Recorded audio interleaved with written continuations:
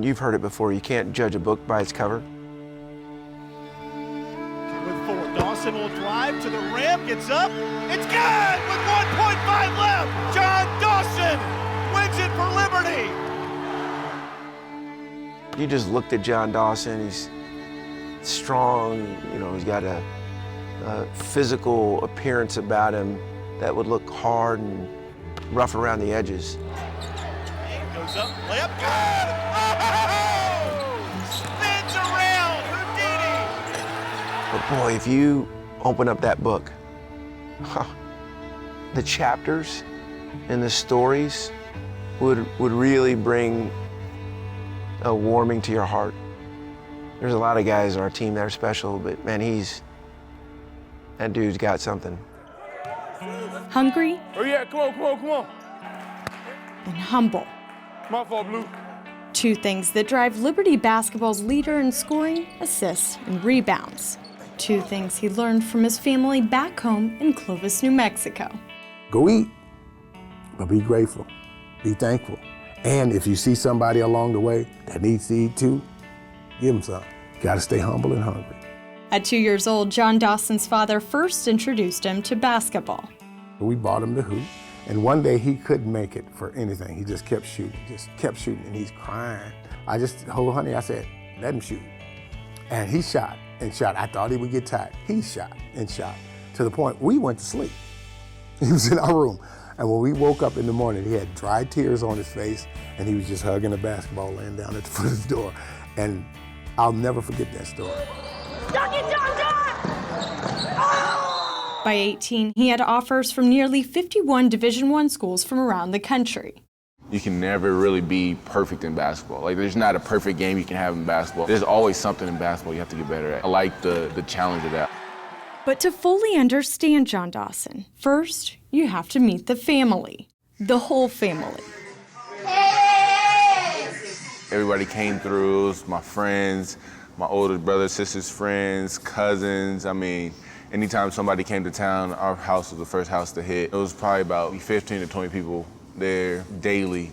But even after the visitors left, the Dawson house stayed full. I have 5 wrong, and we've adopted 6 and fostered at least 15. Sometimes it was a child somebody brought by the church. Sometimes it was a mother going through some kind of stress and the state was coming in to take them. It was bread and water some days, you know, but as long as they would eat. Your dad told me at one time there was 8 kids in the house. What was that like? It was crowded.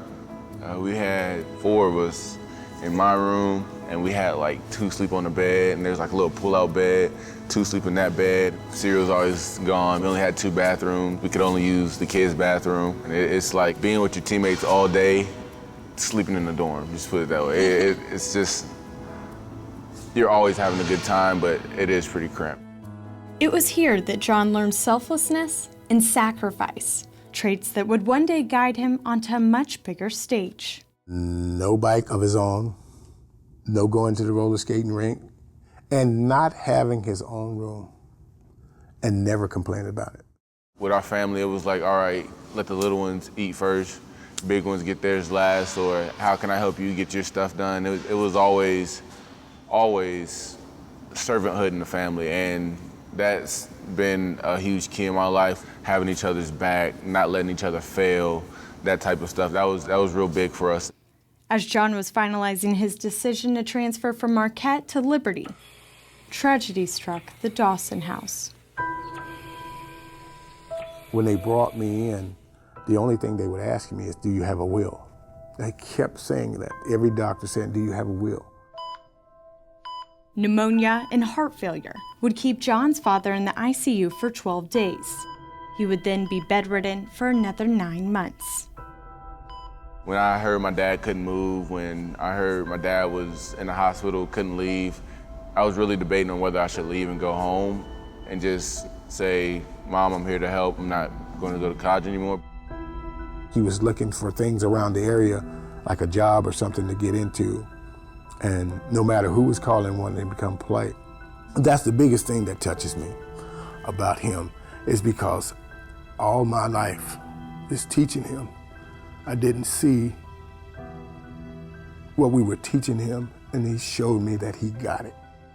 My biggest worry is not my dad being sick, because I know he's going to be all right. That's in God's hands. It's my mom taking on all the kids by herself, but she told me I stay. My dad told me I stay, and I tried to do anything I could to help. At Liberty, John wasn't alone. His new coach had suffered the loss of his own father and was eager to help. I can identify with that. And again, my heart breaks for John and what he's been through, but God's sovereign. You know, that the willingness to want to bear that responsibility, again, speaks to his character. But God's more capable than we are of taking care of his children. When he first came in, he was like, I'm not going to let you leave, because second coach switch in college basketball for me, and I was just like, you know what, I'm gonna just go home and help my mom.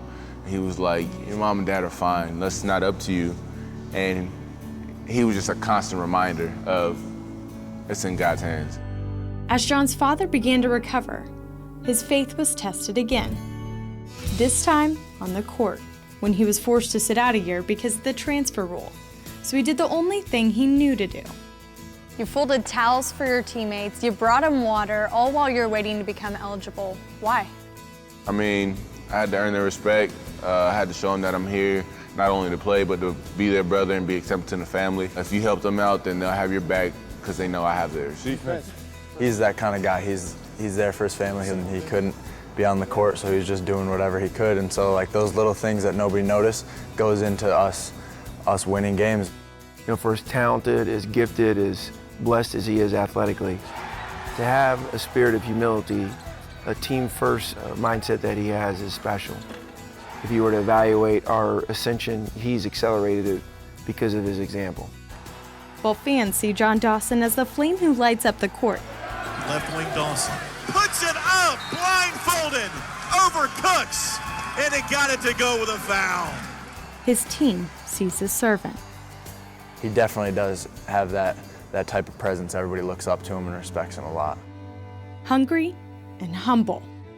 You know, that kid, it makes me smile to think of him because he could score 40, and if our team doesn't win, he'll wear it all over his sleeve. He won't want to hear about how well he played.